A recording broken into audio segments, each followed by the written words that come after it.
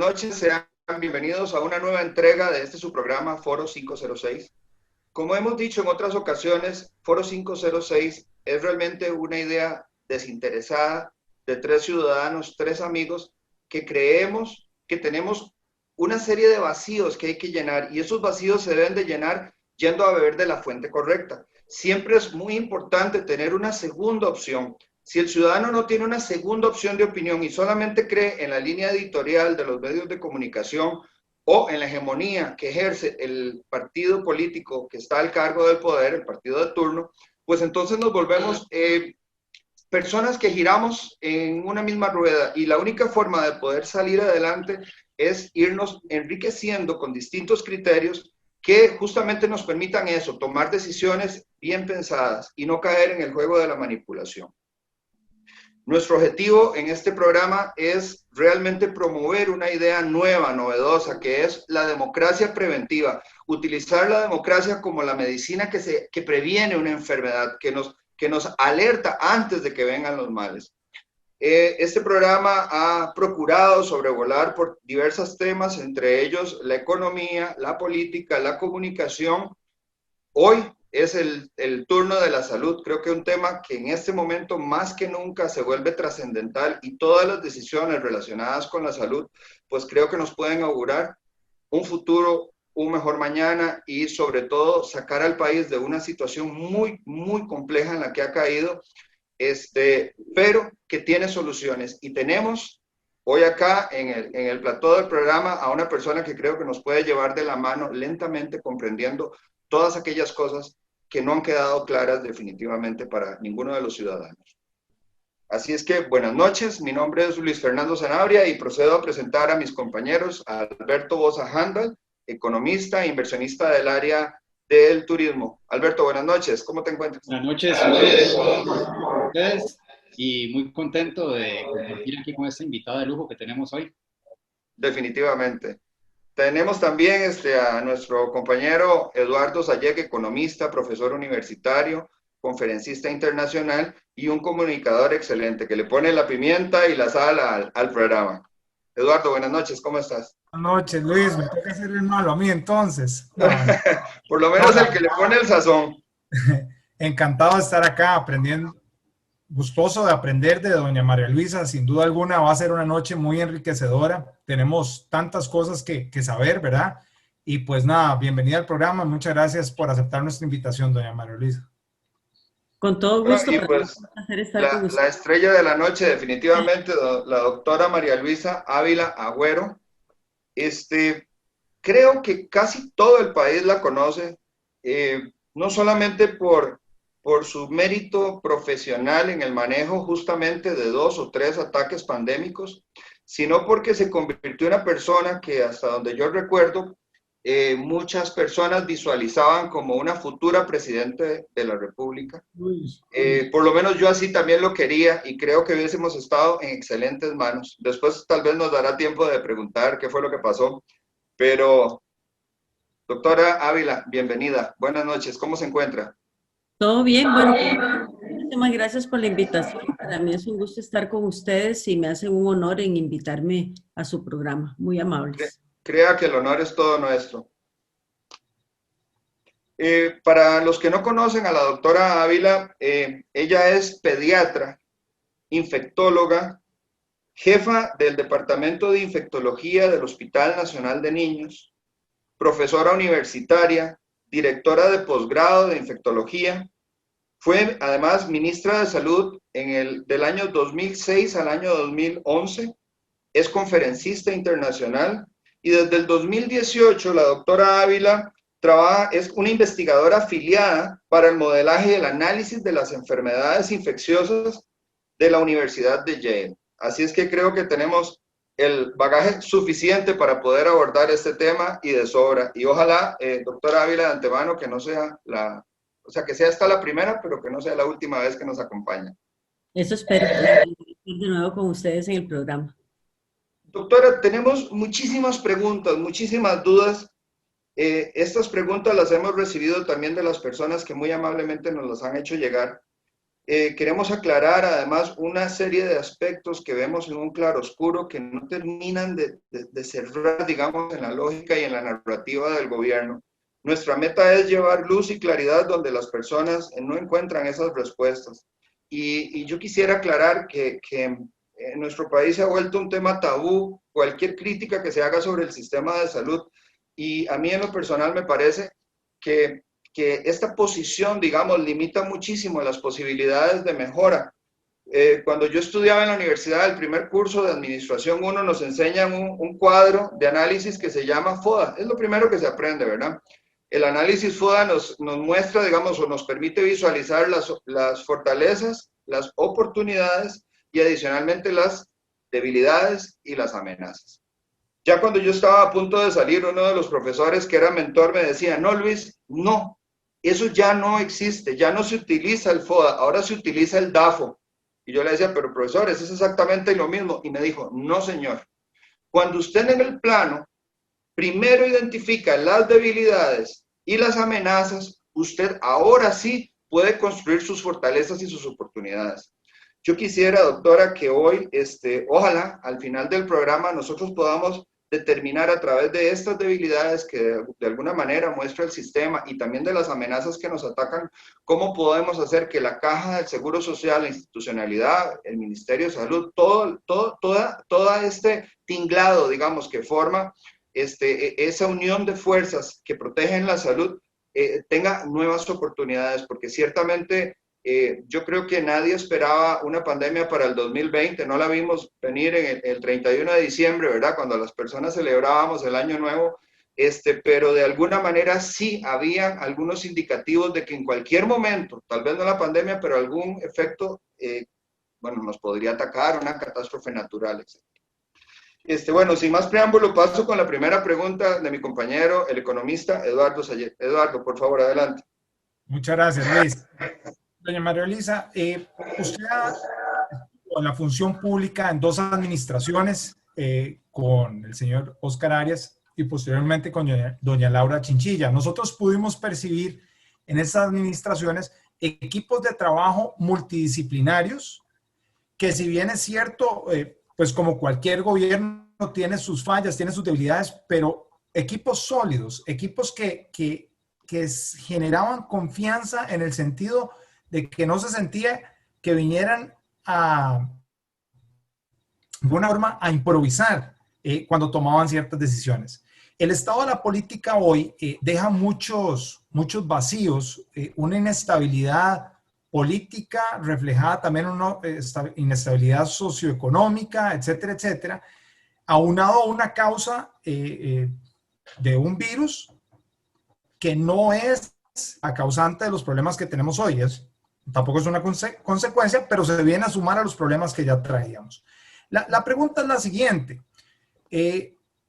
La gente percibe que políticamente el presidente, don Carlos Alvarado, está fuera de la imagen y como que asume una presidencia de facto el ministro Daniel Salas, porque ahora no se ve un equipo multidisciplinario llevando de la mano políticas públicas de la mano con otras instituciones, como serían los diferentes encadenamientos que tiene que el Ministerio de Economía, Ministerio de Exportación, Ministerio de etcétera, etcétera, etcétera, planificación. Aquí todo lo que hace y dice el presidente de facto, como le llaman muchos, don Daniel Salas, no se cuestiona. Y eso viene generando o viene degenerando nuestro sistema sociopolítico y económico. La pregunta es, ¿dónde estamos en la dimensión política? Si usted trasladara su equipo de trabajo o sus compañeros o colegas de ministerios de esos años atrás y los incorporara hoy, ¿usted creería que las cosas se pudieran hacer de una forma diferente para poder generar ese ambiente un poco más estable? Sí, bueno, Eduardo, no es una pregunta para nada fácil porque obviamente después de el mundo tiene 8 meses de estar en una pandemia, no solamente a nivel de Costa Rica, sino a nivel de Latinoamérica y el mundo en general, los liderazgos se han venido visitando por la situación en que se está viviendo. Y como usted muy bien lo decía, pues lo que está pasando en este momento no es necesariamente culpa de la pandemia, nada más vino la pandemia a agravar una serie de males que nosotros ya teníamos. Lamentablemente, en las últimas dos elecciones, yo entiendo a la gente, el bipartidismo tampoco era tan bueno, era necesario cambiarlo, necesitábamos otras opciones que sin lugar a dudas había que darse, pero lamentablemente las ilusiones que la gente tenía de un primer gobierno PAC y por supuesto de un segundo gobierno PAC se han venido viendo muy debilitadas. Pero también reconozcamos que los otros partidos, los tradicionales, no le han ofrecido al elector en las últimas dos elecciones figuras en las que pudieran ser confiables. Bueno, incluso nosotros mismos en el Partido de Liberación Nacional en las últimas elecciones, pues no estábamos muy complacidos con el candidato que el partido llevó. A mí me parece un poco injusto que al doctor Salas, digamos, ahora, después de que pasó a ser el Clark Kent de la política, que le decían el muñequito, el llaverito, la camiseta, que todas las mujeres estaban sumamente enamoradas de él, ¿verdad? Y yo, bueno, yo reconozco, es un hombre muy atractivo, pero es que yo lo veo como un hermano, ¿verdad? Porque trabajé con él desde hace muchos años. Entonces, pasó a ser ahora el villano. Entonces, esa parte no es justa, porque él lo que está haciendo es su trabajo. Sin embargo, a su pregunta, ¿qué haría yo si me trajera a mi equipo de ese momento? A estas alturas de la pandemia sí estaría haciendo las cosas diferentes. En el sentido de que la pandemia nos tomó por sorpresa, pensábamos que venía influenza, vino coronavirus, que es totalmente diferente. Pensábamos que iba a durar quizás 4 meses, llevamos 8 meses en esto. Entonces, después de 8 meses hay que hacer un alto en el camino, replantearse las diferentes estrategias que en este momento se están haciendo, que no le están llegando al ciudadano. Creo que en lo que han fallado es en no leer el sentimiento ciudadano de disconfort, de hartazgo, de molestia y la necesidad de que el mensaje cambie para que de esa manera la gente se adhiera más fácilmente a las recomendaciones. Eso es lo que yo le podría decir con respecto a su primera pregunta. Muchísimas gracias. Muy aterrizada, muy buena, doña María Luisa. Muchísimas gracias. Con esto hago el pase también a Alberto Boza, mi compañero, que viene con otra consulta. Muchas gracias, Luis. Doña María Luisa, a lo largo de la historia de la humanidad se han visto numerosas pandemias, unas con más fatalidad que otras, ¿verdad? Aquí en Costa Rica no hemos estado exentos. A principios del siglo pasado, la gripe española, hemos tenido pandemias y epidemias y brotes de sarampión, de viruela, de cólera, de SARS, de MERS, de HIV, de polio, en fin, numerosos agentes patógenos, ¿verdad? Que han ocasionado daño social, daño económico y daño en vidas humanas. Tal vez lo más reciente fue la pandemia del H1N1, si no me equivoco, que esa estuvo durante el periodo en el Ministerio de Salud, ¿verdad? Un virus muy parecido al actual de coronavirus o COVID-19, ¿verdad? Sin embargo, dejó números diferentes. Eran susceptibles precisamente, digo yo, la similitud, personas diabéticas, personas embarazadas, personas obesas, con obesidad, con problemas respiratorios. Los síntomas eran también muy parecidos. Sin embargo, arrojó números bastante diferentes. Tengo estadísticas que lo que hubo fueron aproximadamente 38 muertos solamente, aproximadamente 1.900 casos confirmados. La pandemia se manejó diferente, de una manera un poco tal vez menos estricta de las restricciones con las que se está manejando actualmente el COVID-19. Ahí se mandó a cerrar la romería a Cartago por primera vez en la historia. Se postergaron una semana las vacaciones para que los niños entraran después a clases. Entonces, hay muchas similitudes de un virus al otro. ¿Por qué tanta diferencia en cómo nos ha golpeado el coronavirus a cómo nos golpeó el H1N1? Esa sería la pregunta. Una excelente pregunta. Empiezo diciéndole que realmente son dos virus muy diferentes. Al principio de esta pandemia, nosotros creíamos que se iba a comportar muy similar a influenza, porque como usted muy bien lo decía, Alberto, el mundo ya ha tenido muchas pandemias y la de 1920, la mal llamada española, porque realmente no empezó ahí, fueron los diarios españoles los que empezaron a reportar, fue una pandemia que ocasionó muchas muertes, pero que dejó muchas enseñanzas. En el año 1956, otra pandemia de gripe por influenza, y bueno, y la del 2009, que me tocó a mí como ministra de Salud. Aquí la diferencia es que el virus pandémico por influenza es un virus poco adaptado al ser humano. Entonces es un virus que contagia menos, pero que mata más. Y como usted muy bien lo decía, ya aprendimos que las personas obesas, las mujeres embarazadas, aunque no tuvieran ningún otro factor de riesgo, eran las que tenían mayor riesgo de morir. Y también otra de las ventajas, entre comillas, de la pandemia por H1N1 es que como ya se tenía experiencia en el desarrollo de vacunas contra influenza estacional, rápidamente se pudo desarrollar una vacuna contra el H1N1, que de hecho Costa Rica tuvo una de las mejores vacunas, una vacuna francesa muy buena, de lo mejor que había en ese momento para disponibilidad. Y también, por otro lado, teníamos un medicamento, el oseltamivir, que si bien es cierto, no era así como que qué bárbaro, cómo le daba al virus, sí también nos ayudó en algunas ocasiones. De hecho, nosotros hicimos una compra como Ministerio de Salud grande de los oseltamivir y además prohibimos que se vendieran en las farmacias porque el problema que tenía era que rápidamente generaba resistencia. Entonces, digamos que los escenarios son bastante diferentes. ¿Qué pasa con este coronavirus?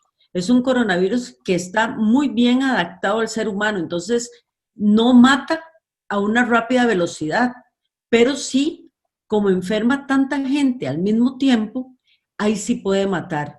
Y por desgracia le hemos encontrado una serie de factores agravantes en cuanto a su presentación que hace que sea algo que todavía no se entiende, porque algunas personas jóvenes sin factores de riesgo mueren y a veces algunas personas más viejas con factores de riesgo no.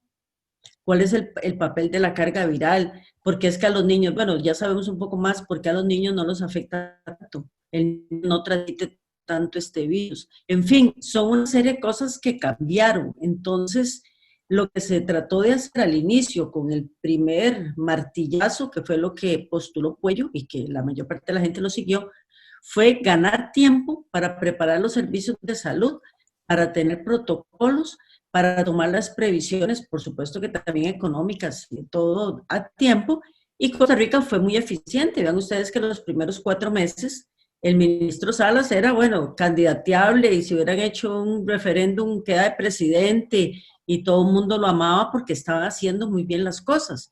Claro, una vez que el virus pasa a la comunidad, la situación cambia, y no es que él esté haciendo las cosas mal, es que así es como se comporta la pandemia por este nuevo agente. Doctora, pero entonces tenemos se intersectan dos planos, el plano sanitario y el plano político. ¿Por qué este virus detiene al mundo? Es una primera pregunta. Y la segunda pregunta viene en la misma línea.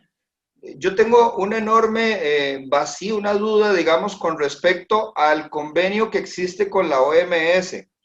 Lo que emite la OMS son resoluciones tipo recomendación o son directrices obligatorias para nosotros de tomar sí o sí. Sí, bueno, empezando por la primera parte de su pregunta, ¿por qué este virus detuvo al mundo? Fue por la rápida capacidad de contagio que el mismo tiene.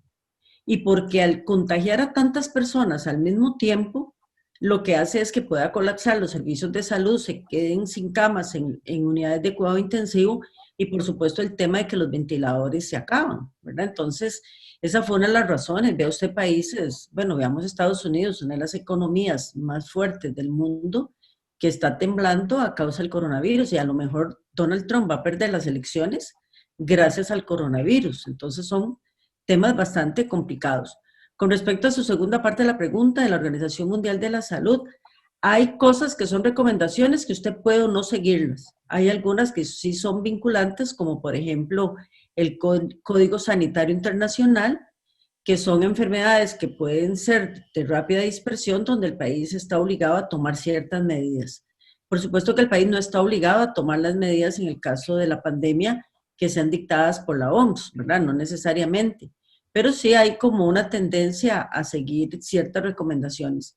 La OMS ha fallado.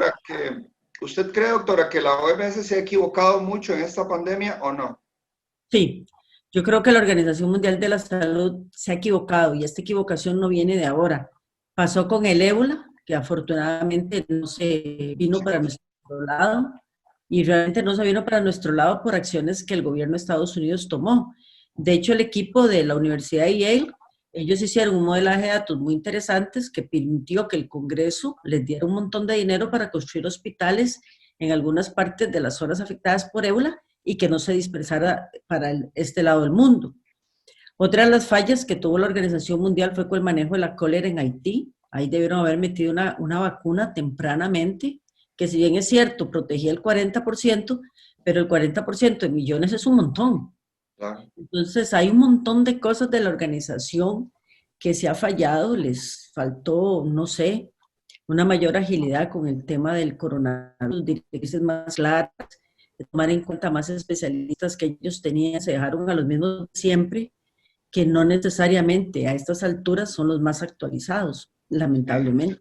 Yo hice una especialización en comunicación política y manejo de crisis en aspectos de comunicación. Entonces fui invitado a una actividad en marzo del 2019 en donde estaban presentes varios médicos muy reconocidos y entre ellos estaba una persona del sindicato de especialistas. Cuando esta persona del sindicato de especialistas dio su conferencia, decía algo que a mí realmente me mandó de vuelta a la casa muy preocupado. Él decía, tenemos en todo el país únicamente 60 o 70 camas de UCI para todo el país. Entonces, imagínense lo que podría ser, una vez más, un desastre natural o un par de autobuses que choquen y aquello se vuelva un accidente, digamos, con unas dimensiones que sobrepasen esa capacidad. Y él decía, nosotros los especialistas médicos hemos llamado la atención a la administración de la caja para que estas unidades se multipliquen y se ponga principal énfasis en los nuevos hospitales para poder adaptarnos. Entonces, digamos que de este marco conceptual que le doy, nosotros también podemos ir a Netflix y ver un montón de películas, pandemia y demás, que de alguna manera, siendo ciencia ficción, advertían, porque ciertamente no se equivocaron mucho, ¿verdad? Que advertían, digamos, la posibilidad, inclusive hubo un ensayo que creo que se llamó 201 el año pasado, que fue como un simulacro de qué sucedía con un virus muy similar, respiratorio, que surgía en Brasil. Entonces, ciertamente, o sea, nadie tiene una bola de cristal, pero no podía la institucionalidad prepararse mejor por la pandemia, pero también por otras eventualidades que podrían darse. Bueno, en realidad el mundo sí se venía preparando para una pandemia, pero era una pandemia de influenza. Entonces, como le digo, al principio creíamos que esto iba a ser similar y totalmente cambió. Creo que la caja tiene más camas en ese momento que 60 y son camas que, digamos, para la epidemiología local estaban bien. Y además la institución, y ahora lo ha demostrado, ha tenido una enorme capacidad de reconvertir camas para aumentar la capacidad de las unidades de cuidado intensivo. Por ejemplo, haber hecho el SEACO, haberlo reconvertido las camas del Hospital Calderón Guardia, nosotros en el hospital de niños con el hospital de campaña, por ejemplo, que ese hospital de campaña, bueno, ahora hubo que movilizarlo porque son hospitales de campaña para menos tiempo, pero todavía varias de las unidades están en funcionamiento. Entonces, digamos que sí hay una capacidad de reconvertir. Lo que pasa también es que Costa Rica sí tiene, digamos, una buena atención primaria, pero que en este momento habría que volverla a reforzar. ¿En qué sentido? A veces la gente confunde atención primaria con primer nivel de atención. La atención primaria es ir a las causas de las causas. ¿Y qué ha pasado en este momento con la pandemia? Que al inicio, cuando esto se dio en personas que viajaban, que tenían una mejor condición socioeconómica, se venían para sus casas, estaban positivos, se aislaban y listo. Porque podían tener un cuarto con baño, con comida, con un montón de cosas, con dinero para quedarse aislado. Cuando esto se pasa a la comunidad, donde en las cuarterías, ustedes saben que es un desastre desde hace muchos años, la gente ve en condiciones bastante inhumanas, la capacidad del virus de contagiar es muy rápido. Y otra de las cosas que está pasando ahora es lo mismo. Probablemente ustedes y yo, si nos tenemos que quedar en la casa un mes, 2 meses, quizás nuestro bolsillo no lo sienta tanto, pero si tuviéramos que salir todos los días a ganar el dinero para mantener a la familia, evidentemente no vamos a respetar el quédate en casa, que eso es parte de lo que ahora tiene que cambiar. La gente ya no se puede quedar en la casa. Bueno, Ahora hay que su respuesta conecta perfectamente con la siguiente pregunta de Eduardo. Eduardo, Ah, sí, Claro. le tocó. Me emocioné con la pregunta anterior. No, para nada, pero es que conecta perfecto. Está Sí, bien. sí. Sí, básicamente la pregunta era, estos encierros o los martillazos, como le dice la gente, han generado muchos males. Vamos a dejar un poquito de lado la parte económica ahorita y vamos a hablar de la parte médica. O sea, yo he sabido de muchos doctores y enfermeros que han dicho, la gente no se está dando cuenta de lo que está pasando detrás de esto. La desatención de otras enfermedades, por la razón que sea, por insuficiencia de capacidad en la institución médica, o porque la gente no quiere aparecerse en un hospital en este momento para no contagiarse, está provocando una serie de males o un desarrollo de males vinculados por el encierro a problemas mentales, sean leves o sean profundos. Ansiedad, pues yo médico no soy, pero depresiones, etcétera, etcétera. Inclusive hasta la violencia intrafamiliar se ha disparado. Y por ahí también entra todo lo que es la desatención de la hipertensión, de la diabetes, de la gente con cáncer, de una serie de cosas. Entonces, yo creo, o la gente lo que está pensando es, bueno, ya aquí es suficiente, ya estuvimos 6, 8 meses en esto y lo que está pasando va a ser peor que esto. Ahí es donde podríamos pensar, es la medicina lo que en realidad mató al paciente. Es esta intención de cuidar a la gente lo que realmente va a terminar matándolos. Bueno, precisamente lo que comentaba y tenía razón Luis Fernando, tiene mucho que ver con la pregunta anterior. Al puro inicio de esto, el martillazo era necesario por las razones que ya comentábamos. Sin embargo, el mismo Puello, y les puedo compartir después un video de lo que él dijo en una entrevista en Argentina, él menciona que el martillazo no era intermitente. Y básicamente la idea es que nosotros tenemos que aprender a bailar, en este caso definitivamente con la más fea, tenemos que aprender a bailar con esta situación y que las danzas sean más prolongadas. Yo pertenezco a la Sociedad Latinoamericana de Infectología Pediátrica y recientemente también lo puedo compartir con ustedes. Emitimos un documento donde señalamos todos esos problemas. Entonces, los niños están con el tema de inseguridad alimentaria, reducción en vacunas, los problemas mentales son impresionantes, pero en serio, la violencia intrafamiliar, tal es así que hay una campaña en que si yo fuera víctima de violencia intrafamiliar y estoy hablando con ustedes, les hago una señal con la mano donde mi pareja no se dé cuenta que le estoy haciendo, que indica que estoy siendo agredida. O sea, son un montón de cosas que están pasando. En El Salvador, el embarazo en las niñas de 10 a 14 años aumentó en un 68%. Entonces, estamos hablando que definitivamente nosotros tenemos que, sin descuidar la salud y la vida de las personas, que es lo más valioso, tener danzas diferentes y empezar a una reapertura segura y organizada, porque esto no es sostenible, a este paso que va, esto no es sostenible. Correcto, eso me trae dos cosas. Lo primero es, estamos de acuerdo que no es sostenible. ¿Qué disposición tiene el gobierno central? Porque hasta el momento vemos que no hay ninguna disposición del gobierno, del Ejecutivo básicamente, en cambiar este modelito que nos puso, que a todas luces y dicho por organizaciones internacionales no es el modelo correcto, y ya está comprobado eso. Segundo, esto es algo que yo le digo al presidente y al ministro Salas. No es responsabilidad de ellos lo que nosotros hagamos. Ellos cumplieron con su responsabilidad durante un periodo de tiempo donde ahora educaron a las personas y las personas tienen que ser conscientes y responsables de sus actos, como lo están haciendo en otros países y particularmente en Asia y otros países del mundo. Y me da la siguiente pregunta. ¿Considera usted que esta rebelión, como lo han querido pintar desde el Ejecutivo, porque para la población civil, los alcaldes que se han rebelado son héroes y han dicho, ya no más, ya con esto no podemos? ¿Qué opinión le merece a usted esta disyuntiva en opiniones entre los gobiernos locales y el Ejecutivo? Básicamente, las normas dictadas por el Ministerio de Salud. Sí. Bueno, digamos que el ministro de Salud sigue teniendo la responsabilidad que la Ley General de Salud le da y es, bueno, es no, es irrenunciable, o sea, él no puede renunciar a la responsabilidad que tiene a menos que deje el cargo, obviamente. Pero sí coincido con usted, Eduardo, en que no solamente en Costa Rica, sino a nivel mundial se han presentado estas manifestaciones de rechazo. Y era lo que decía al inicio del programa. Tienen que saber leer la molestia que la gente está teniendo. Y una de las cosas que está pasando, y en el documento, como le digo, en nuestra sociedad lo mencionamos, es que la gente ya se está revelando que no está haciendo caso y que por eso el mensaje y las medidas tienen que cambiar. Doctora, y agregaría yo, se están revelando por absoluta necesidad. Se están revelando por absoluta necesidad y por supuesto que van a haber algunos, sobre todo en un país que ya le quedan 2 años para las próximas elecciones, pues gente que se va a aprovechar de esta coyuntura para llevar agua a su molino político.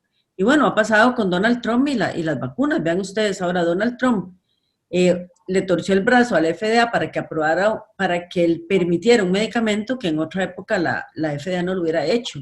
O la carrera por la vacuna, Putin anunciando una vacuna que apenas va por fase 1. También aquí es que se ha metido mucha política en el manejo técnico y lamentablemente no es adecuado, ¿verdad?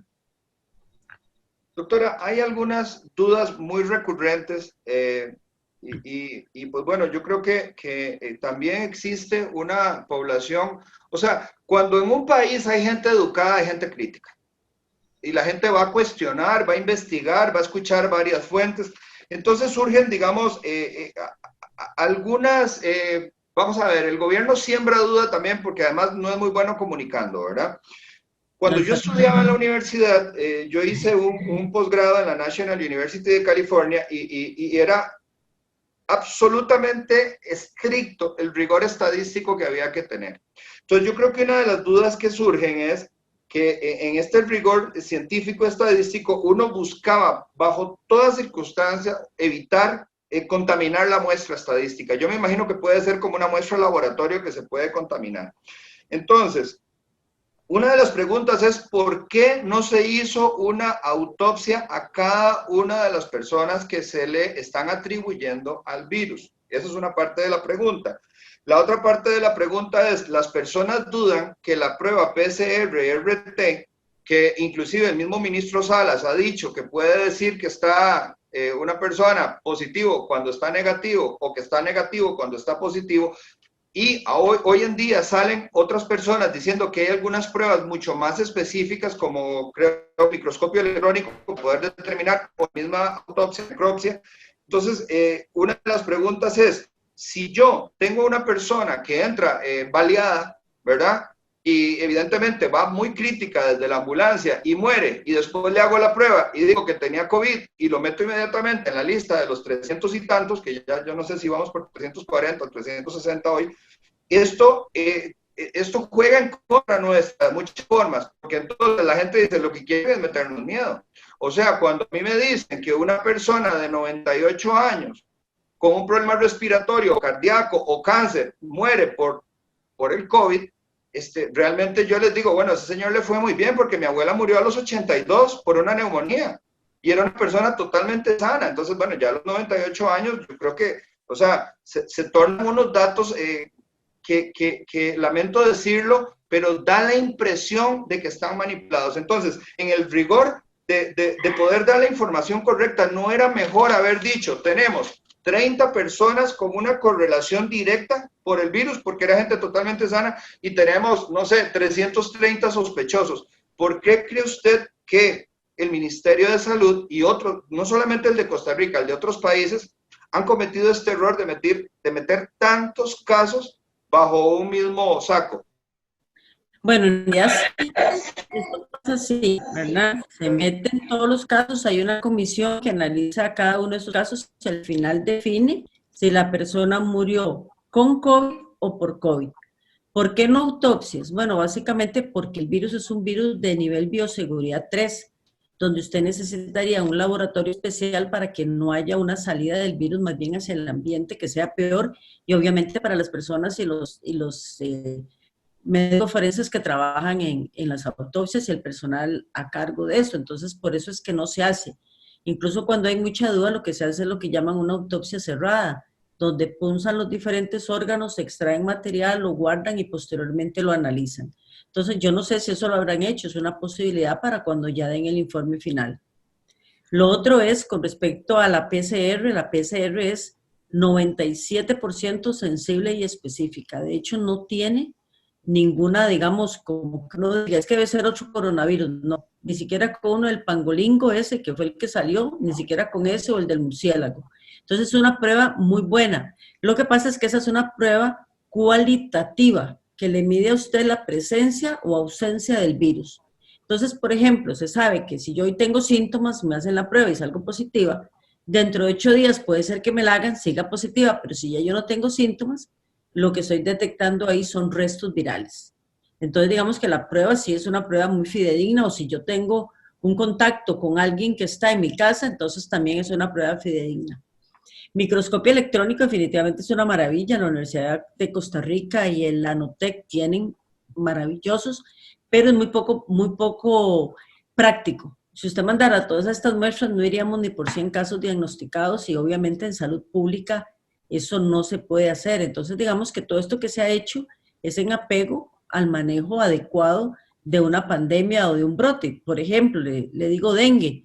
Cuando hemos tenido brotes de dengue y está sobrepasado el sistema, muchos casos se diagnostican por clínica, no necesariamente por prueba serológica.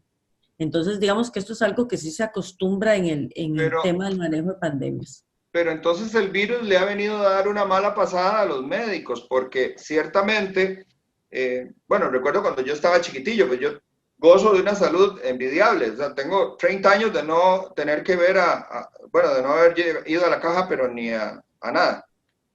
Uno llegaba y entonces le ponían una paletita en la lengua y el doctor decía, nah, yo le veo la garganta bien, le ponían una lucecita en el oído y le decían, los oídos están muy bien, le daban unos golpecillos en las rodillas y estaba bien, le revisaban, supongo que gases o algo así en la panza, estaba bien, le revisaban las palmas de las manos y las plantas de los pies y creo que al final le regalaban a uno una chupa chupa. Pero lo cierto es que cuando se llega enfermo, la clínica es el instrumento perfecto, digamos, porque les permite a ustedes visualizar efectivamente pues que el paciente la está pasando mal. Pero es que aquí se ha desarrollado un concepto que a la gente le es muy difícil creerlo, que es el asintomático, ¿verdad? Y ahora se agrava con el nexo epidemiológico que hay, una familia. Cuando en mi familia ha habido gripe, se enferma un hermano, se enferma mi hijo, pero no me enfermo yo, ¿verdad? Y entonces ahora resulta que entonces se toman como enfermos todos los que están en la casa por nexo y sobre todo, volviendo al tema de la clínica, ya la persona enferma que está sana, es decir, que no representa, ¿verdad? Una clínica que indique al médico que está enfermo. Y entonces, eso genera una serie de sospechas. Entonces quisiera ver si tal vez nos puede explicar un poquitito cómo este enredo del asintomático se puede interpretar por la población. Sí, efectivamente lo que usted decía, Fernando, este virus nos ha dado con todo a todos, ¿verdad? Porque muchas cosas, y hoy lo comentábamos en una sesión que teníamos, que nosotros como médicos estamos acostumbrados a medicina basada en evidencia. Si no sabemos algo, vamos y buscamos artículos que sean confiables y lo aprendemos. Con esto ni siquiera eso, porque todo el mundo está aprendiendo lo que está haciendo este virus. Entonces, sí hay estudios, y le puedo comentar que nosotros en el Hospital de Niños, de las muestras que se toman para los pacientes sospechosos y que salen con coronavirus positivo, a los que salen con otras cosas les tomamos otros virus. Y en este momento, el último informe, los últimos 200 casos que se hicieron, 190 y, por aquí lo tenía apuntado porque ayer fue la reunión, 192 han sido coronavirus, 6 han sido para influenza 3 y solamente 2 rinovirus, que es lo más frecuente. Entonces, este virus se vino a comer todo. De hecho, no hay influenza, no hay virus respiratorio sincitial, que nosotros en el de niños para esta época estábamos hasta la coronilla de respiratorio sincitial y ahora no. ¿Será que no hay o que los papás no llevan a los niños por miedo?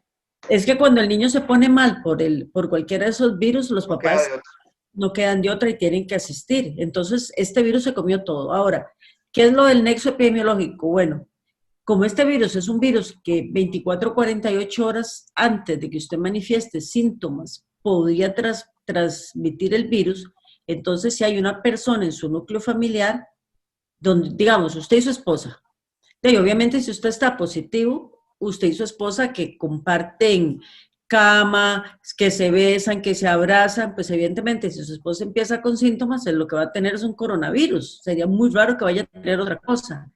Entonces ahí vamos, aunque ella no tenga síntomas, esperando a ver si los presenta o no los presenta. Por otro lado, muchas veces cuando nosotros interrogamos a la gente que sale positiva y que dice, no, pero yo no tenía nada, uno le empieza a preguntar y dice, no, la verdad es que sí, hace 5 días estaba con un poco dolor de cabeza. Un día me amanecí tan cansado que yo no sabía qué era lo que tenía, pensé que era el trabajo. Otro le dice, bueno, sí, estuve con diarrea, estuve con vómitos, estuve con dolor de cabeza. Y todos esos son síntomas, pero a veces la gente, hasta que uno no se lo pregunta específico, no lo da. Entonces, la gran mayoría de esos, entre comillas, asintomáticos, alguna cosa tuvieron. Una que es muy frecuente, bueno, es bastante frecuente acá, es que la gente pierde el gusto y pierde el olfato.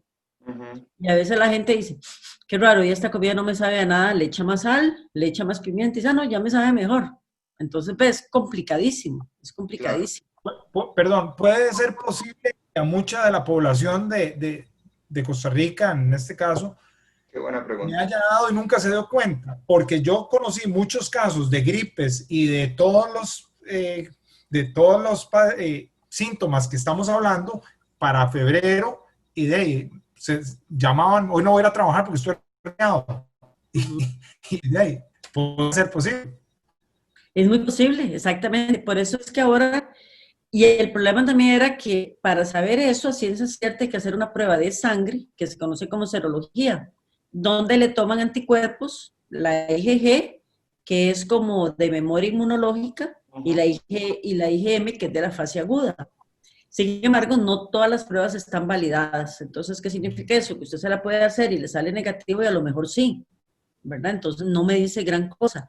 Imagínense ustedes que en Nueva York, en el core del problema, con el montón de millones de personas que tuvieron, la positividad por muestras de sangre no llegaba ni al 20%. Entonces, ¿qué es la conclusión que usted saca? La prueba no estaba funcionando, porque tienen que hacer más. Y lo mismo pasó en España, un 5% después del desastre que tuvieron. Los italianos reportaron un 15% después de todo lo que les pasó. Entonces también, y el ministerio está valorando pruebas de sangre para poder hacer una encuesta serológica y darnos cuenta cuántos de nosotros eventualmente tuvimos o no la infección, ¿verdad? Como les digo, es un tema muy técnicamente complicado. Doctora, hay una pregunta que yo me veo obligado a hacerle y se la hago desde el desconocimiento y también dentro de, digamos, de la seguridad, de la bioseguridad. Empiezan a salir casos que pueden llamársele casos anecdóticos, que toda la vida se han dado. Si tiene cáncer, no vaya al oncólogo, sino que hierva unas semillas de guanábana o hierva las hojas de limón o de guanábana. De repente alguien cura, ¿verdad? Pero pasa lo mismo también con la fe, ¿verdad? A veces las personas son muy creyentes y el doctor las diagnostica.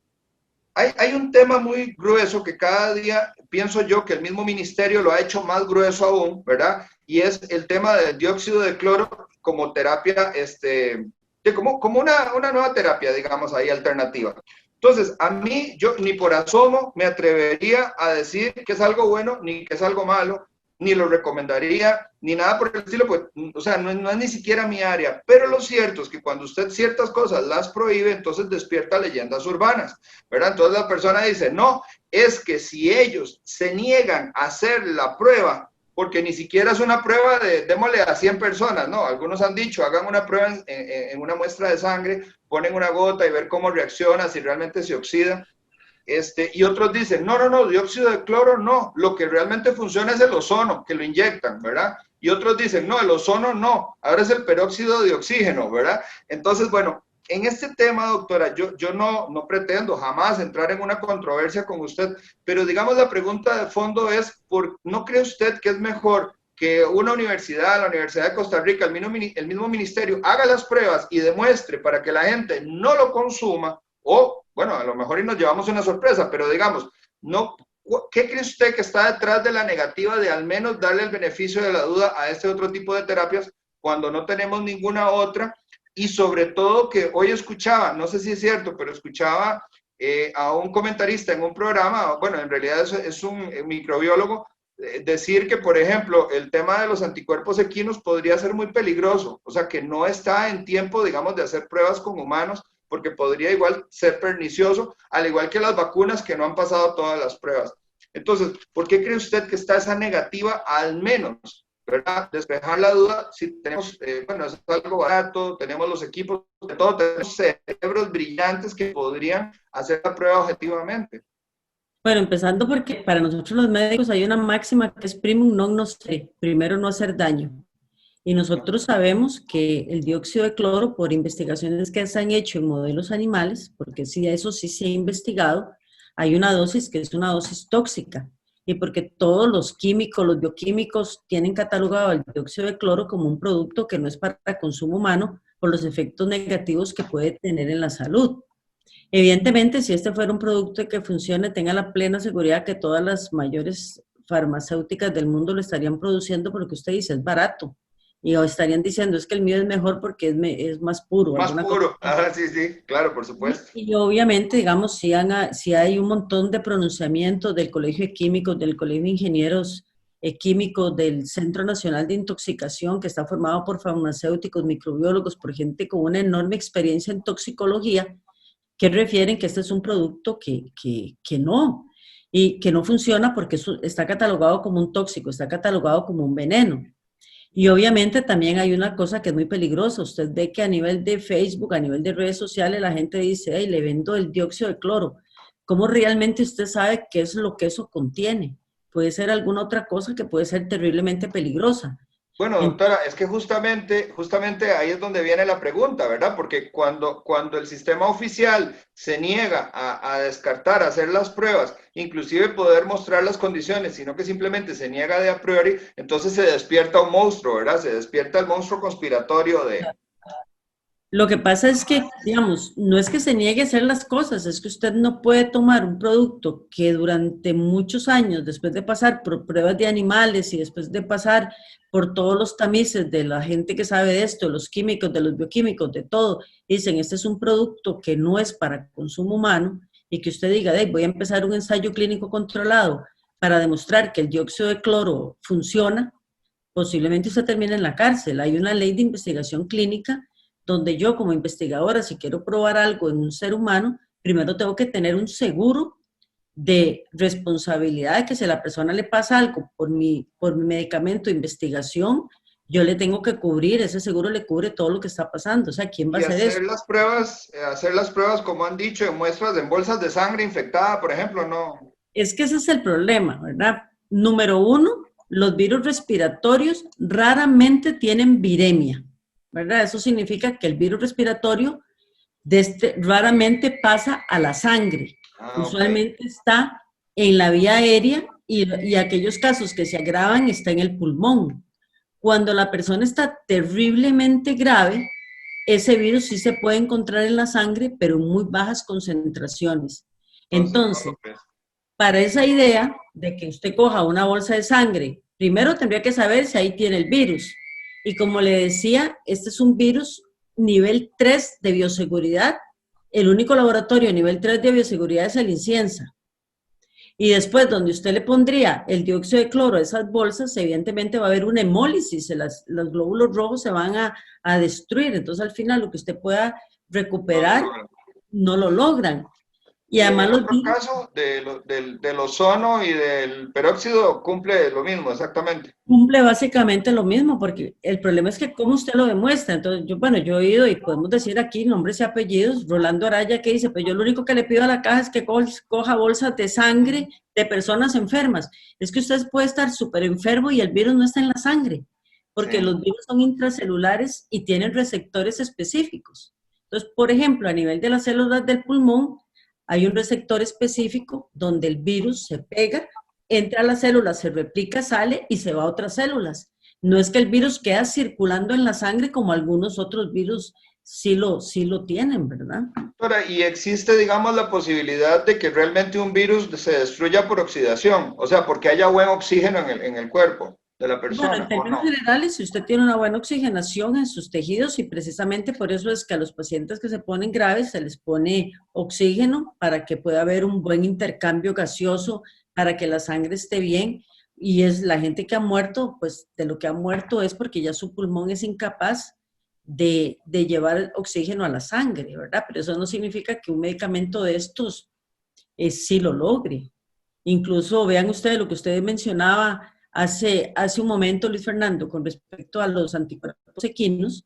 Bueno, Costa Rica los ha utilizado por mucho tiempo en los mordidos de serpiente, ¿verdad? Que son sueros antiofídicos que tienen un principio similar. Se le pone el veneno, sacan el suero liofilizado, uno lo pone y es un producto muy bueno.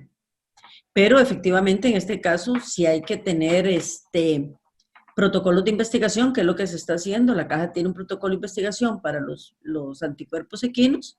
Argentina también está haciendo lo mismo. Me parece que Brasil, que también tiene una larga trayectoria de suero antiofídico, lo está haciendo. Y también el suero de convalecientes, que era lo que yo le comentaba hace un rato, que Trump le torció el brazo a la FDA para que lo permita utilizar sin necesariamente un protocolo de investigación. La caja sí tiene para esto protocolo y es lo que se conoce como un protocolo compasional. Bueno, yo le agradezco mucho esta respuesta porque creo que por allí, digamos, se crea esos mitos que se pueden volver muy peligrosos, doctora, y realmente su explicación es perfecta. Doy el pase a Eduardo, que también tiene otra de esas grandes preguntas recurrentes que las personas han consultado. Creo que Alberto quería preguntar algo. Sí, exactamente. Yo quiero volver otra vez un poquito al tema del manejo de la pandemia. Hay evidencia, existen países en el mundo que han tenido resultados trágicos, fatales, con estadísticas horribles, ¿verdad? Con respecto a la pandemia, como es el caso de Italia, España y Brasil, ¿verdad? Hay otros países que han tenido resultados muy positivos. Menciono particularmente el caso de Uruguay, que se le hizo llamar la excepción, el oasis, el ejemplo, ¿verdad? Donde el presidente Luis Lacalle hizo caso omiso a algunas de las recomendaciones de la OMS y ellos en particular nombraron un comité de 40 expertos en diferentes áreas para crear una estrategia integral de cómo manejar la pandemia. Resultados muy positivos, como excepcionales en el área, ¿verdad? Está el caso también de Corea del Sur, con su estrategia Bali-Bali, el caso de Hong Kong. Son países que no le hicieron, como dije antes, no le hicieron caso a la estrategia de la OMS y elaboraron ellos su propia estrategia. Nosotros seguimos las recomendaciones de la OMS.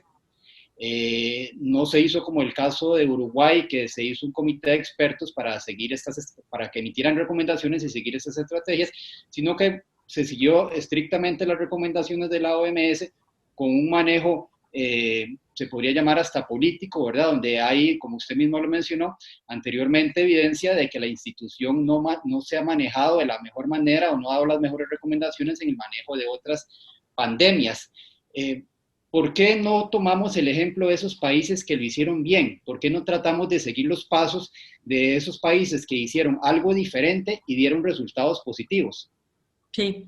Bueno, yo le diría que con el caso de Corea y todos estos países, ellos tenían como ya un conocimiento previo porque muchos habían sufrido el SARS, entonces ya más o menos sabían cómo podían manejar estas cosas. Bueno, el SARS que no se volvió pandémico, ¿verdad? El SARS-1. Entonces, digamos que la situación era un poco diferente para ellos. Uruguay definitivamente coincidimos, es un modelo de estudio, pero tenemos también que considerar que es un país con una densidad poblacional muchísimo más baja que la nuestra, ¿verdad? Y aquí a nosotros lo que nos ha estado afectando es esa densidad poblacional en ciertas zonas. Y Uruguay en los últimos años es uno de los países que ha reducido montones la inequidad, las brechas sociales las han bajado enormemente y prueba de eso es que casi en el día 1 de la pandemia aprobaron un impuesto solidario para ayudarle a la gente que no podía mantenerse sin trabajar. De hecho, ellos ahora ya están con una mayor apertura, pero tampoco están como muy confiados porque saben que puede pasar.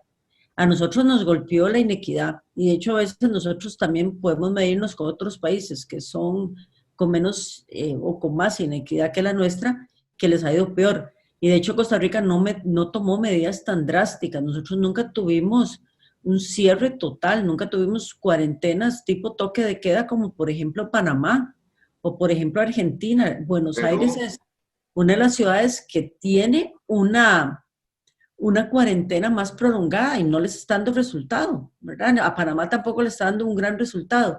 Entonces yo sí considero, como dice usted, que sí tenemos que analizar experiencias exitosas, pero también tenemos que ver nuestro contexto. Nosotros íbamos muy bien los primeros 4 meses. ¿Pero por qué? Porque las condiciones sociales eran totalmente diferentes a lo que están siendo en este momento.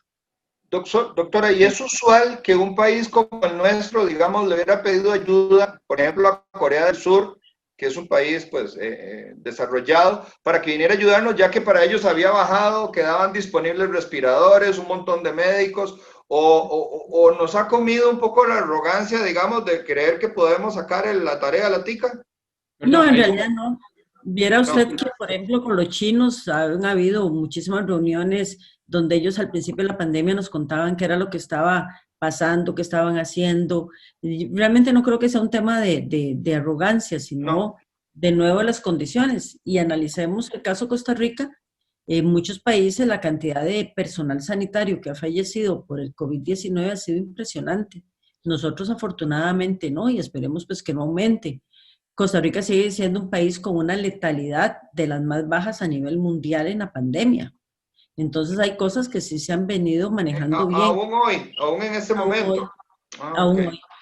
Okay. Por Pero, ahí nos comentaba, perdón, por ahí nos comentaba un invitado en estos días el caso de Corea del Sur, que dice que ha conversado con el embajador de Corea del Sur en Costa Rica, el señor Gung Bok Chung, que dice que él tiene meses de estar sentado en su escritorio, cruzado de brazos, esperando a que lo contacten para dar recomendaciones del manejo que ellos dieron y que se puede aplicar para el caso nuestro. También con el tema de las pruebas y los testeos masivos, que algunos grupos pedían testeos masivos y no se aplicaron. El caso de la estrategia de Corea del Sur, una estrategia que se llamó Bali Bali, era una estrategia rápido, Bali quiere decir rápido, era una estrategia agresiva. Dicen que con los primeros brotes que hubo, empezaron a hacer pruebas masivas al punto que llegaron a hacer hasta 20,000 pruebas por día. Y eso les permitió a ellos aislar por completo el foco de contagio, individualizarlo y evitar que se expandiera al resto de la población. sí. Aquí creo que hubo una confusión un poco con el tema testeo masivo, porque prácticamente creía que era una prueba para cada persona. Y países que fueron muy exitosos con el testeo llegaron quizás a un 15-20% de la población, que es muchísimo menos, que yo creo que también es importante mencionar eso. Y que también lamentablemente las pruebas empezaron a escasear.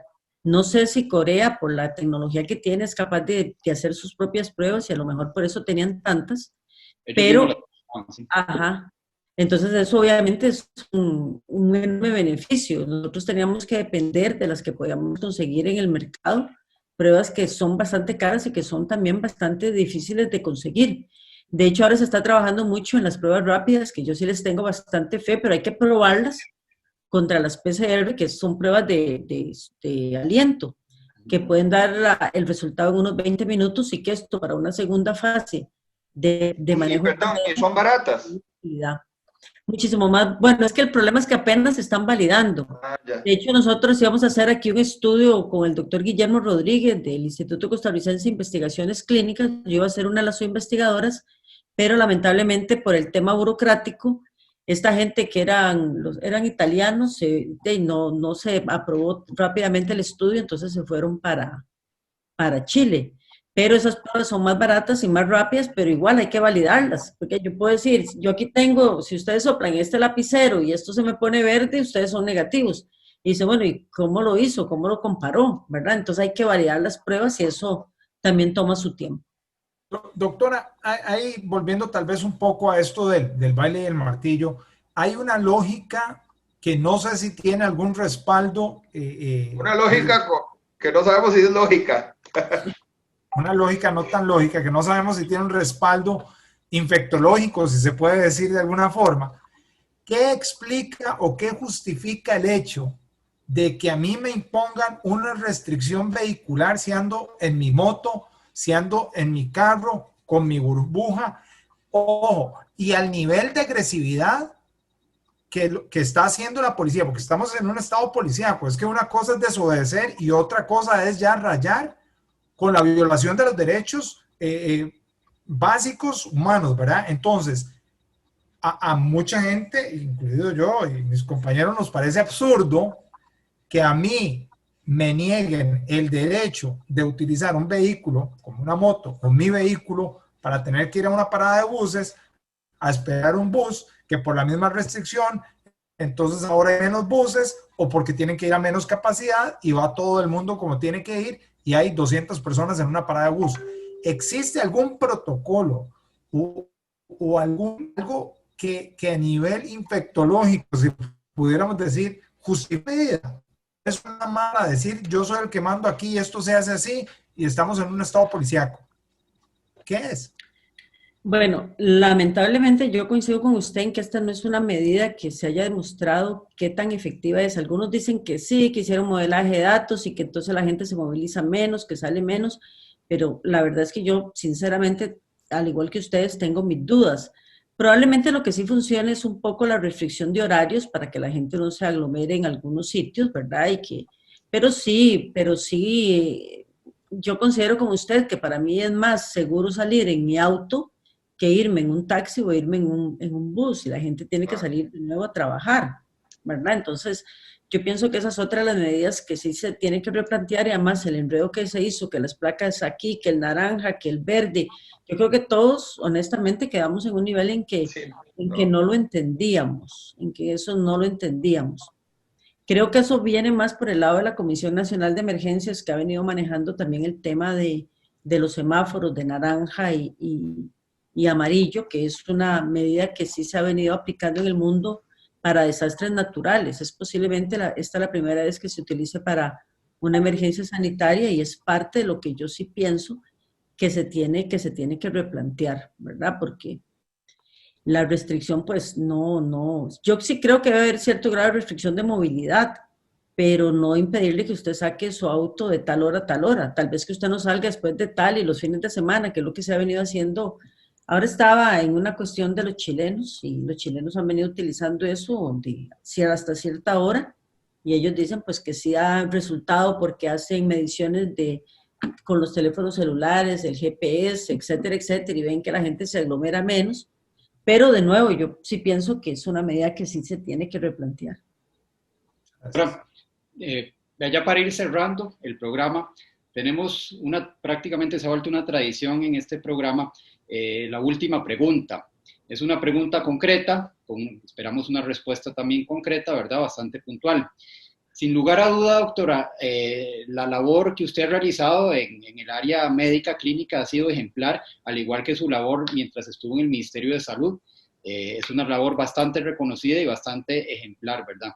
Entonces, la pregunta sería esta: si usted fuera la actual ministra de Salud, 3 consejos o 4 consejos puntuales que usted daría para el manejo de la pandemia, tomando siempre en cuenta que la vida, ante todo, proteger la vida y la salud de las personas, pero tal vez de alguna manera que tal vez no golpee tanto el empleo, la economía, la paz social, como lo estamos viendo con las medidas actuales. ¿Habría alguna diferencia? ¿Usted haría algunas recomendaciones o haría algún otro tipo de medidas diferentes?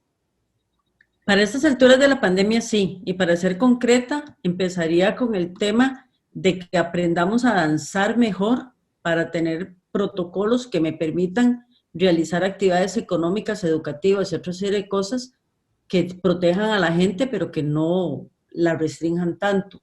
Mucho el concepto de autogestión de riesgo, donde si usted tiene 65 años, es obeso, diabético y se puede quedar en su casa, quédese, es lo mejor que usted puede hacer. Pero si usted tiene esa misma condición y tiene que salir, pues salga con careta, utilice mascarilla, lávese las manos y salga solo a lo indispensable, que es a su trabajo.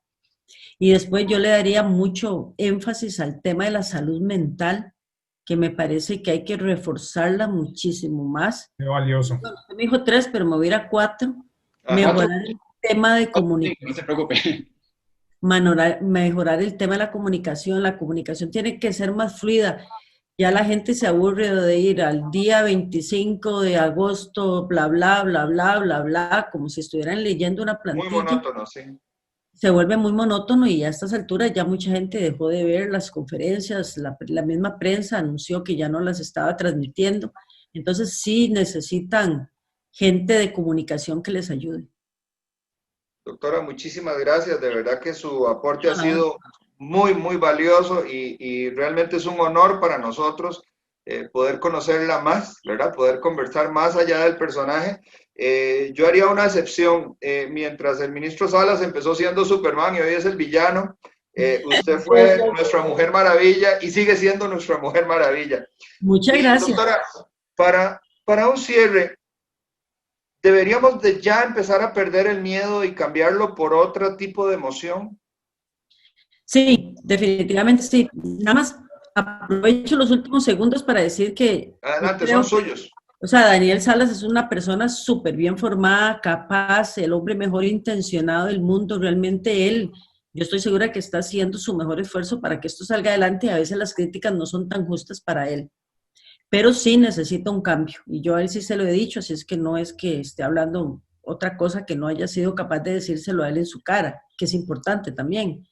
Y con respecto al sentimiento, yo creo que el sentimiento que tenemos que tener en lugar de miedo es el de autocuidado.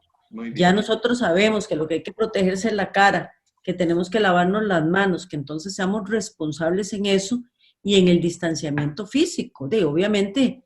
Y les voy a decir algo, mis papás tienen 89 años. Yo en lo personal los visito. Y los visito con mascarilla, los visito con careta y me lavo las manos. Y en un lugar abierto. ¿Por qué? Porque a lo mejor este es el último año de vida de ellos, yo no lo sé. Ya sobrepasaron la esperanza de vida. Entonces a la gente hay que decirle, haga cosas, pero hágalas con este protocolo. Claro. Usted se quiere reunir con su hermano, que hace tiempo no hubo, ok, reúnase con su hermano, pero bajo estas circunstancias. Si usted no es capaz de tener estas circunstancias, no lo haga porque su vida y su salud corren riesgo. Entonces ese, digamos, es parte del mensaje que en este momento habría que cambiar. Doctora, y por último, algo que a mí me preocupa muchísimo es que esta crisis particularmente afecta mucho los dos extremos de la vida, la niñez y cuando estamos, digamos, en la edad más adulta. Yo sé lo que están sufriendo los señores mayores encerrados sin poder ver a los hijos, sin poder ver a los nietos, muertos de miedo porque ellos son el blanco que se ha dicho del virus donde se vuelve catastrófico. Pero bueno, eso hay bastante información. Me interesa más el tema de los niños. ¿Qué le recomienda usted a las mamás, a los padres y a las madres, digamos, con el manejo de los niños? Porque nos tienen cerrados. El niño no puede, si quiere ir a caminar en un parquecito verde del residencial, porque se lo cerraron, y se camina por la calle. Bueno, además del riesgo de la seguridad, también tenemos el riesgo de la seguridad en dos, ¿verdad? La inseguridad y la seguridad, que también se está convirtiendo en patanes, ¿verdad? Entonces uno ve a la gente muy nerviosa. ¿Qué hacer con los niños? Sí, bueno, afortunadamente los niños no les va tan mal como a los adultos, y también es por el mismo tema que les comentaba de los receptores, que son receptores que toman al virus, lo atrapan, lo destruyen, pero no causan un daño alrededor.